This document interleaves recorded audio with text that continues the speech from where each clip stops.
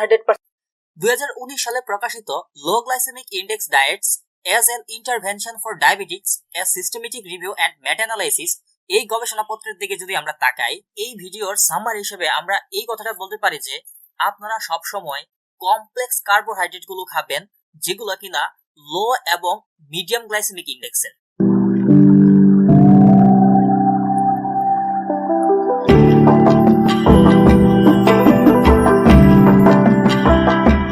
Hello viewer, welcome back.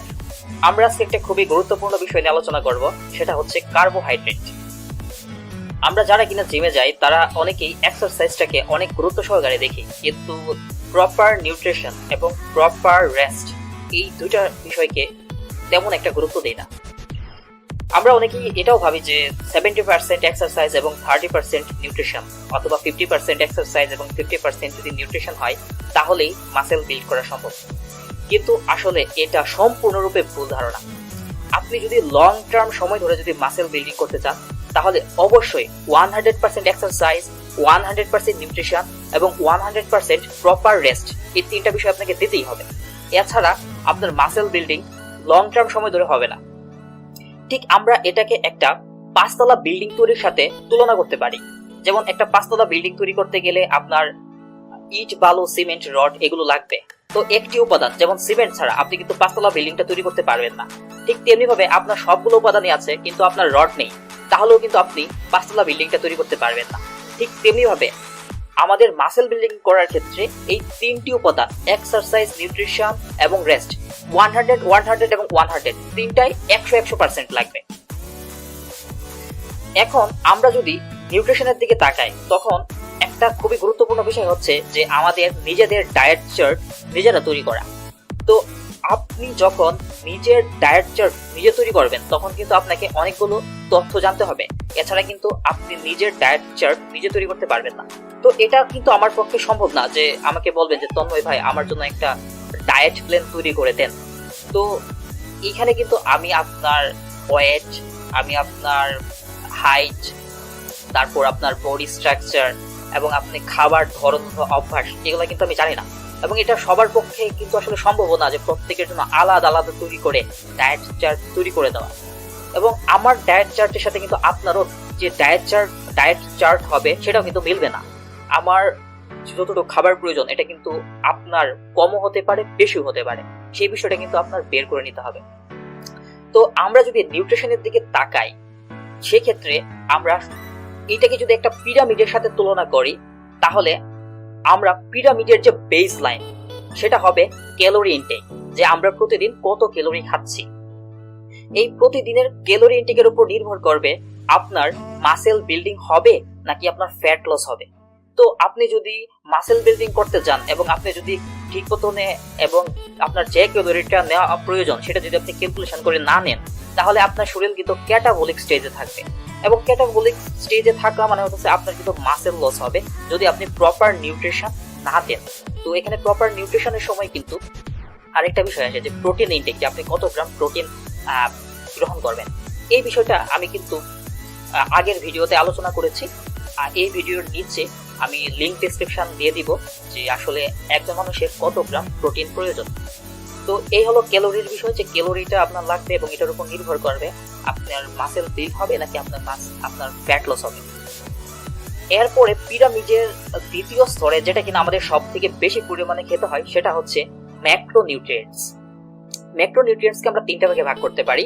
একটা হচ্ছে fat, আরেকটা হচ্ছে কার্বোহাইড্রেট এবং আরেকটা হচ্ছে প্রোটিন। তো প্রোটিনের বিষয়টা তো বললামই যে আমরা লিংক ডেসক্রিপশনে দিয়ে দিব প্রোটিনের ভিডিওটা, যে আমাদের প্রতিদিন প্রত্যেকটা মানুষের যারা কিনা জিম করে তাদের কত গ্রাম প্রোটিন প্রয়োজন। তো আজকে আমরা আলোচনা করব কার্বোহাইড্রেট নিয়ে। আচ্ছা, তো কার্বোহাইড্রেটটাকে আমরা দুটো ভাগে ভাগ করতে পারি। একটাকে বলবো হচ্ছে সিম্পল কার্বোহাইড্রেট এবং আরেকটা কমপ্লেক্স কার্বোহাইড্রেট। তো আমরা যখন জিম করতে যাব আমাদের উচিত সিম্পল কার্ব কম পরিমাণে গ্রহণ করা এবং সবচেয়ে বেশি যেটা গ্রহণ করা উচিত সেটা হলো কমপ্লেক্স কার্বোহাইড্রেট। তো এর সাথে আরেকটা রিলেশন আছে যার সেটা হচ্ছে গ্লাইসেমিক ইনডেক্স। এটা কিন্তু আপনার জানতে হবে।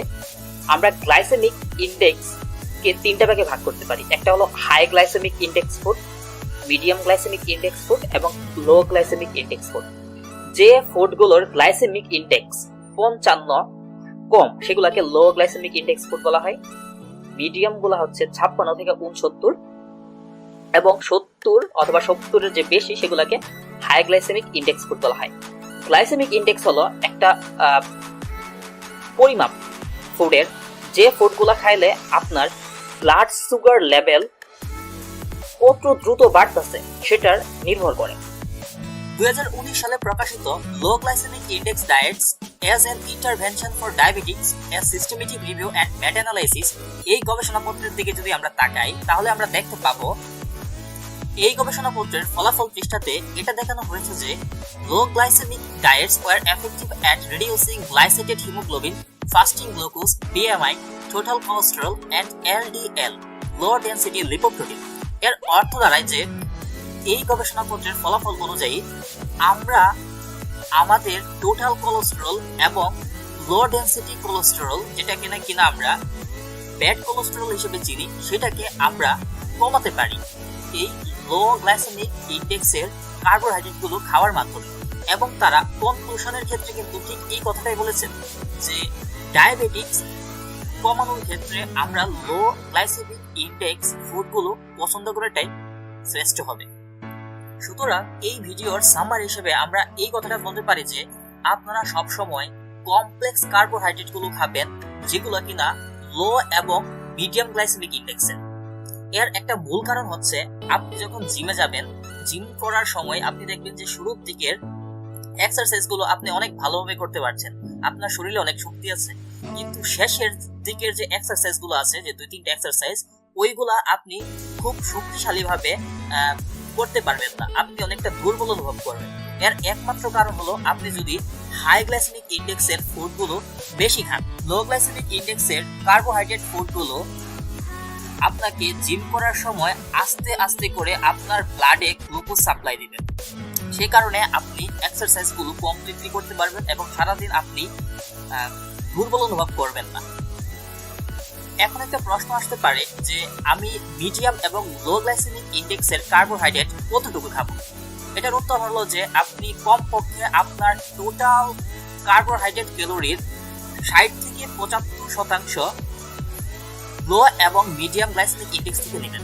তো আমি ধরে নিলাম যে আপনার যদি 1400 ক্যালোরির ডায়েট হয়, যেটা কিনা আপনি কার্বোহাইড্রেট থেকে নেবেন শুধু, তো সেই কার্বোহাইড্রেটের 70% যদি আমি ধরি তাহলে 1400-কে আমি 100/70 দিয়ে আমি গুণ দিয়ে দিব, তাহলে পাবো 980 ক্যালোরি। তার মানে আপনাকে 980 ক্যালোরি কমপক্ষে খেতে হবে মিডিয়াম এবং লো গ্লাইসেমিক ইনডেক্স থেকে। এখন আরেকটা প্রশ্ন আসতে পারে যে তাহলে আমি কখন হাই গ্লাইসেমিক ইনডেক্সের কার্বোহাইড্রেটটা খাবো? আপনি জিম করার 2.5 থেকে 3 ঘন্টা আগে যে খাবারটা খান, সেই খাবারে অবশ্যই আপনি হাই গ্লাইসেমিক ইনডেক্সের খাবারটা খাবেন, তাহলে আপনি জিমে গিয়ে ইনস্ট্যান্ট একটা শক্তি পাবেন এবং প্রথম দিকের সেটগুলো আপনি খুব ভালোভাবেই পারফর্ম করতে পারবেন। এখানে আমি কয়েকটি ফুডের গ্লাইসেমিক ইনডেক্স দিয়ে দিয়েছি, আপনারা এখান থেকে দেখে নিতে পারেন, অথবা আপনারা যদি চান তাহলে আপনারা গুগলে সার্চ দিয়েও অনেকগুলো ফুডের গ্লাইসেমিক ইনডেক্স দেখে নিতে পারেন। তবে এখানে মোটামুটি ফুডসগুলো আমরা সচরাচর যেগুলো খাই সেগুলোই দেওয়া আছে।